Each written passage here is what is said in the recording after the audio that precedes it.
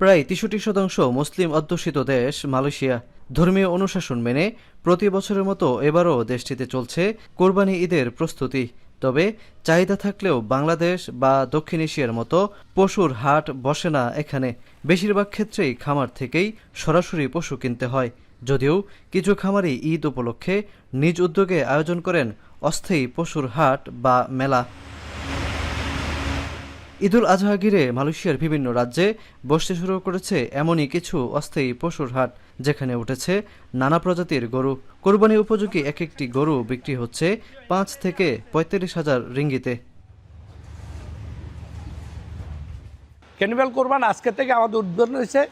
এটা আপনার ২৮ তারিখ পর্যন্ত, মানে কোরবানের পরের দিনও আপনারা ওই দিনও গরু কিনে আপনারা এখানে কোরবানি করতে পারবেন। বহু প্রবাসী পরিবার থেকে দূরে থাকলেও দেশে আত্মীয় স্বজনের জন্য কোরবানির ব্যবস্থা করছেন। কেউ এককভাবে, আবার কেউ কয়েকজন মিলে অংশ নিচ্ছেন কোরবানিতে। স্থানীয়দের পাশাপাশি প্রবাসীরাও ভিড় করছেন কোরবানির পশু কিনতে। প্রবাসীর ব্যস্ত জীবনের মাঝেও ধর্মীয় উৎসব ঘিরে তৈরি হয়েছে এক অন্যরকম আবহ। সবাই মিলে সারাদিন এখানে উপভোগ করতেছে আমাদের কার্নিভালটা, কোরবানি দিতেছে, কোরবানির গোস্ত নিচ্ছে, কোরবানির গোস্ত আত্মীয়স্বজনকে দিচ্ছে, আবার গোস্তটা খেতেও পারতেছে। সব কিছু মিলে আসলে এটা খুব দারুণ একটা উপভোগ্য বিষয় হয়ে ওঠে আমাদের এই কার্নিভালটার মাধ্যমে। ফার্ম থেকে গরু কিনবেন। আর আরেকটা ওয়ে হয়, আমাদের দেশে যেমন আগে ছিল সমাজ ভিত্তিক, একটা মসজিদে ওরা ডিক্লেয়ার করে যে কোরবানির ভাগ কত টাকা করে, যে যে কয় ভাগ দিতে চায় ওই অনুযায়ী মসজিদের ইমামকে টাকা দিয়ে দেয়।